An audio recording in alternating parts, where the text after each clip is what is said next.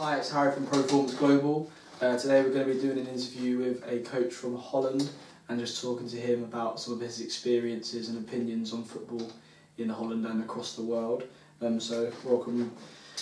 The first question I've got really is your first memory of football, be it when you were a child. What is your first memory of playing, watching or football in general? When I was young, I played football in the streets. Yeah. Literally in the streets, and also against the door of garage, and that's it. Obviously, kids nowadays don't really play in the street as much.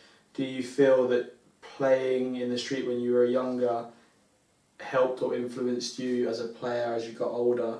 And do you think that now has now players don't do it as much? Are they losing something in their development when they're young? Yes, absolutely. Look what happened I would say in Holland, in England, the richer countries, even in Germany, and look at what happened in Italy and in Spain. Yeah. They play in the streets, and the agility, the coordination, the balance is a lot better than what we've seen in Holland. Yeah.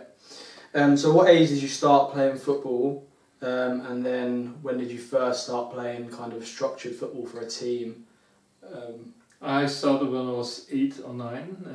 I played for a team when I was 12. Yeah. And I stopped playing football when I was 18. Okay.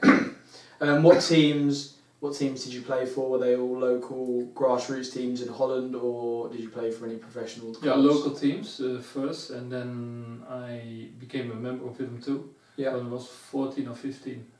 And then did you finish your career at Willem II? Or? Yeah, because I didn't got a contract, probably because of lack of talent. Yeah. And I didn't want to play for amateur teams. So obviously then when you stopped playing football, did you say you're 18? Yeah, I went to college, get the contract. university. And what did you study? Psychology and literature. And then did you go straight into coaching, or? To be honest, I got bored. Yeah. At the university, and I started to get my coach's license as well. Yeah. Oh, cool. So what clubs have you coached at? Did you start off coaching at local grassroots teams? No, I started at Willem II. Yeah. I even became youth academy director. Yeah. And then I moved to PSV, but I also coached teams in Jamaica, the Cayman Island National U19 or U17, yeah, and the Bahamas, and nowadays I work in Indonesia. Yeah. So obviously I can imagine there's some advantages to coaching out in the Bahamas, but what would you say is your favourite place or the favourite club where you felt most at home or most enjoyed your coaching? Yeah. Yeah. And why, really? Just because of the quality of the players? Or? No, the quality of staff. Yeah. And also, of course, the quality of the players, but the quality of staff, also the environment to work. Yeah. And yeah, really pleasant to work there. Yeah, cool. So obviously working at clubs such as Willem II, PSV, and all over the world, who would you say is the most talented player you've coached?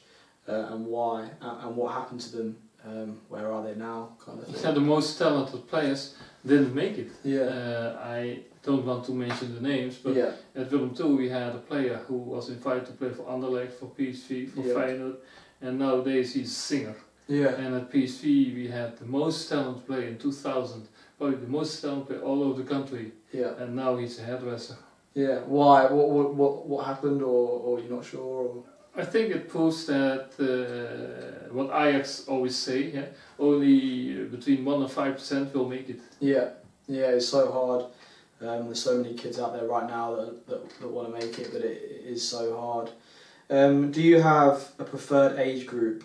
So do you prefer coaching youth players, adults? Myself, I prefer working with the real young players, U6, U7, U8, U9.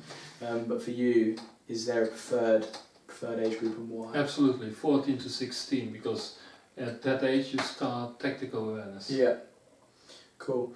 What about what would you say the difference is? Obviously, you said about tactical awareness, but if you were coaching a child or an adult, what would be the main differences in how and what you would coach them? I would say if you coach a child under 10, don't tell anything. Yeah. Because it will influence his creativity, and it will ruin his ambition, also the joy to play.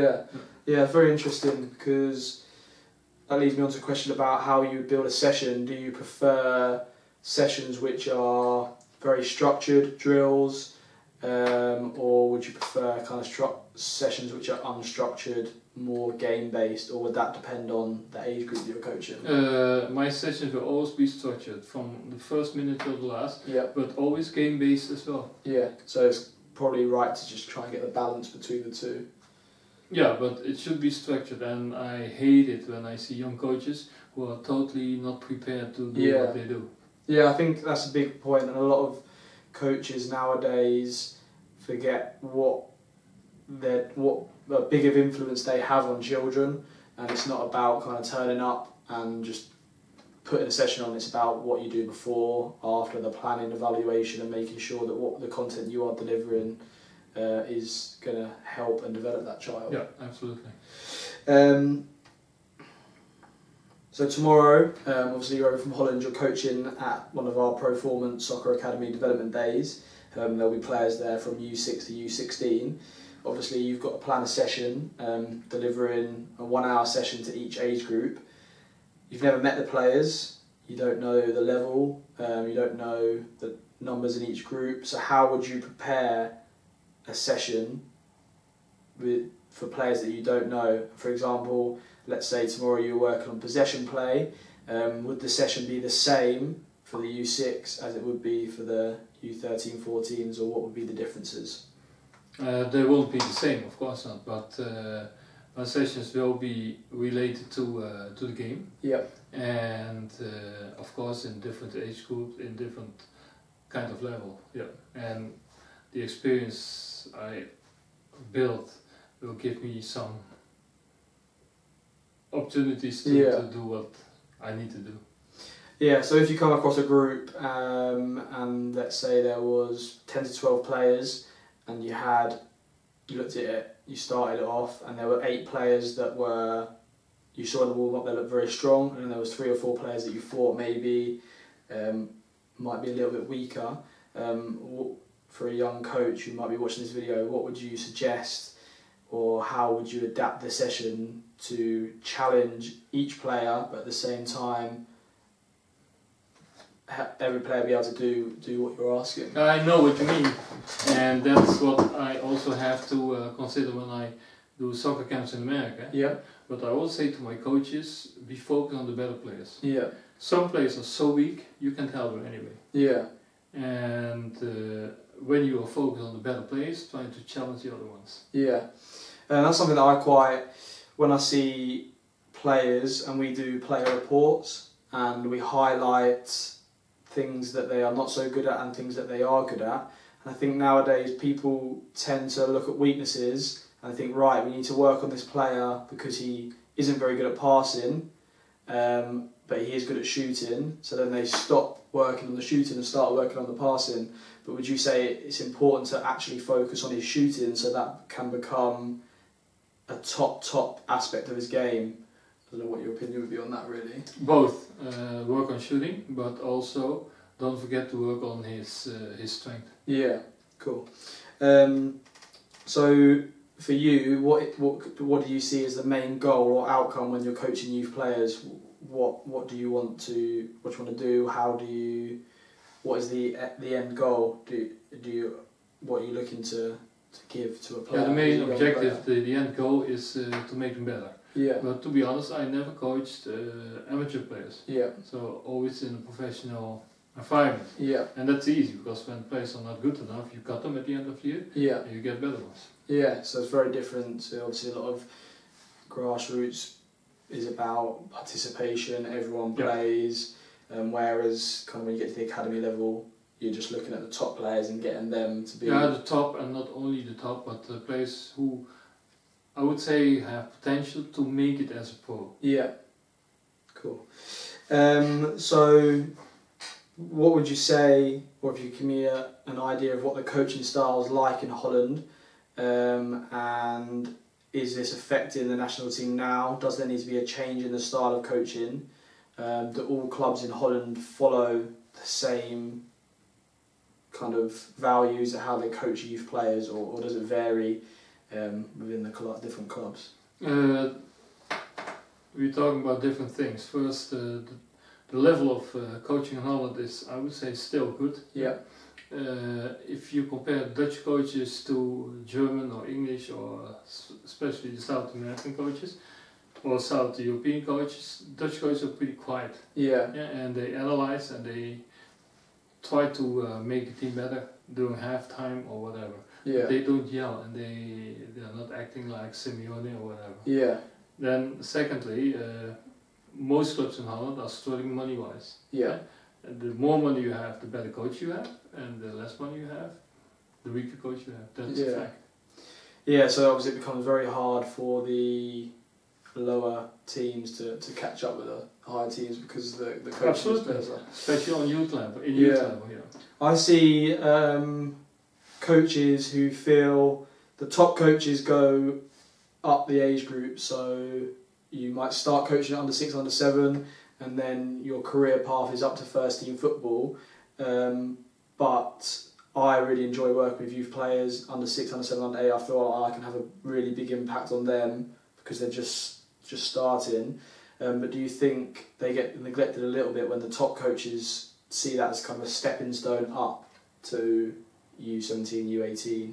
And I just feel like it should be a bit more spread out across all the age groups, as they're all important. I don't know what you kind of think. I don't know. At this moment, there is a tendency in Holland, look at PSV Eindhoven, also Ajax, to get the top former players involved. Mark van Bommel is coaching PSV U19. With Ajax, you see Aaron Winter, you see Vincent Bogarde, you see Michael Weizsäcker, who are just youth coaches, and I think that's good. Yeah, cool. So in the English culture, I see it a lot, and it's a controversial topic, but parents, I think, quite a lot of the time have a very negative impact on their child and their child's development. It becomes very results driven. I know now in England, youth teams, they don't publish, a lot of the really younger players, they don't publish scores, there's no league tables, and I think this is mainly because it becomes more of an issue with the parents than the kids. Is that something in Holland, if you were U7, U8 and you were playing for a local team, is there scores, is there a trophy at the end of the... I don't know, I really don't know. I'm not sure. What I think is this, it's really important also to teach the kids how to win. Yeah. And winning is relative, it's not the most important thing, but if a kid don't want to win, he probably will lose his concentration and his interest. And the other thing, parents are not a pain in the ass, but in Holland, coaches, I would say, are not. It's not mandatory for a coach to talk to the parents. Yeah. No. Yeah, I suppose it's different, obviously, at a club, but with us being a kind of a private company, and parents can become a bit of a problem in terms of they always want the best for their child, but sometimes they don't see that we... Of course not, parents are parents. Yeah. Some parents think that the child might be their pension. Yeah. And some parents are blind for the shortcomings of the child. And that's why the Dutch coach, I would say, is not really challenged to talk to the parents. Yeah, because I feel a lot of players begin to fall out of love with the game because they're being forced to not enjoy it by their parents. They're putting pressure on them. I see it on the sidelines all the time, shouting, screaming at their kids. And I didn't know if that was, I guess that's obviously something that's not really that's a not bigger problem in allowed. Holland. No, they stop the game and the game is over. No, that's brilliant. Excellent. So in terms of working at different age groups, what would you say the most important topics are to work with specific age groups? So let's say you're working from U6 to U9, what would you say are the real U6, important U9? things? Yeah. The joy Yeah. and technique. Yeah, so just kind of But basics. also coordination and balance. Yeah. And then if you moved up to, let's say, U9 to U11... technique, also joy to play, technique and a little bit tactical awareness. And then obviously once you've gone then U12 to U16... Tactical awareness, and then also the joy to play. Yeah. And team discipline. In Holland, when would you say, if you were using these age groups, would you start to give players a position? Yeah, this is you. You're a number 2. You're a number 8. Or, for example, when would you say that players start to really begin to train as a position? In Holland, we don't do that.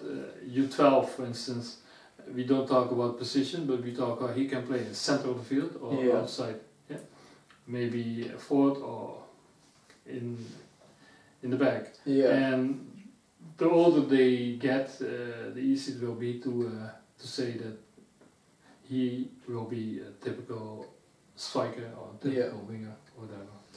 So apart from your coaching with clubs, what other coaches have you been involved with? I think you've been involved with FIFA, and you've mentioned other things you've done in Bahamas and the USA. So it should be interesting to get kind of a bit of information about what you've done in those situations, really.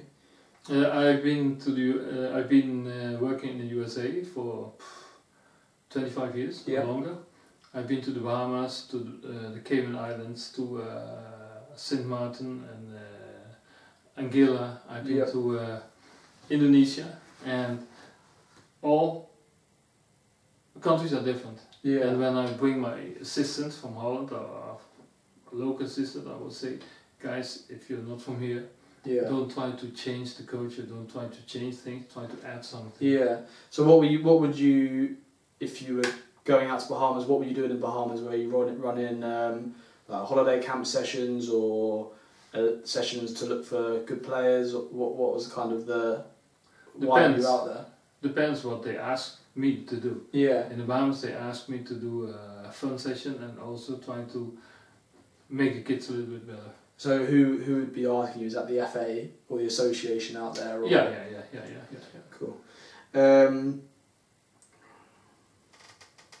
So obviously, I know you've done scouting and coaching. So obviously they're probably in different parts of your life. But what would you say you preferred or enjoyed the most, coaching or scouting? Absolutely coaching, because a coach is able to make a player better. Yeah. A scout not. No, exactly. Yeah. Is there any kind of stories or memories that you can share from your coaching in Holland? Anything that really stands out to you as, I don't know, some funny stories or memories or anything really that would be interesting? No, wherever I go, I all see Dutch coaches. Yeah. Why that? Because most of the Dutch speak 3 or 4 languages. Yeah. And Dutch coaches are patient, they never yell to kids. Yeah. And Dutch coaches like to work with the kids without interrupting and without stopping too many times in a session. Yeah, I know we've had some of your coaches over before to work in our holiday camps, and I think the kids have really loved the way they get a good mix between fun, but then at the same time being able to develop a player as well. Yeah, that's the main thing they have to do. Yeah. Is there anyone who has had a big influence on you as a coach? Anyone that you've worked with, worked under, or that when you were younger, when you first started coaching, you thought, wow, I've really learned a lot from them? Yeah, I was lucky to work under and to work with some coaches. I have been working with Guus Hiddink. Yeah. And he taught me about one main thing: be patient, and be nice to people, and be people's manager. I worked with Huub Stevens. He was a tough coach. Yeah. He was very successful in Germany. I worked with Art Moss. Yeah. And he was probably one of the most technical coaches I've seen. And yeah, you can learn from any coach. Yeah, I think it's very important if you're a coach to be open-minded and not get to a point where you think you know everything, because there's so much to learn and so many different ways to coach football. It's important to be open-minded to learn off everyone that you meet, really. Yeah, you need to coach with open eyes. Yeah, definitely. Who would you say is the best coach you've ever seen or worked with on a personal level? Louis van Gaal. Yeah. Yeah, absolutely. He is probably the best coach Holland ever had. Yeah. Probably better than Johan Cruyff. Johan Cruyff was more the man outside the field. Yeah. But Louis van Gaal proved that with a mediocre team like Holland had in 2014 or 2016 was it? He became third. Yeah. When would you work with Louis van Gaal? I worked with I was a member of PSV and I've been to Ajax. He was the head of the youth academy. Yeah. And I've been there for a week, so I saw what he did with players and how personal he can be involved in players. That's cool. So finally, just to kind of finish up, is there any advice that you would have for a young player who might be like yourself, coming to a point where they're not offered a contract, or any young coaches looking to get into coaching on how and what they should do to go about it, really? Young player, don't listen to your dad. Yeah. Absolutely. Stay away from beer and women and parties, and try to be focused even when you have some doubts if you make it or not. Yeah. Because it's worth it. Yeah. And young coaches, try to learn the job step by step. Don't think you're a copy of Mourinho or whatever, you know. You've got to kind of create your own identity rather than trying to follow. Absolutely, yeah. Well, thank you for watching this video. I hope you enjoyed it. I'm sure some of our players are going to enjoy working with Roy and experiencing some of the things that he's talked about. Thank you for watching. Please hit the thumbs up button if you like this video. Don't forget to subscribe so you're the first to see future content. You can also watch one of our more recent videos by clicking the link here.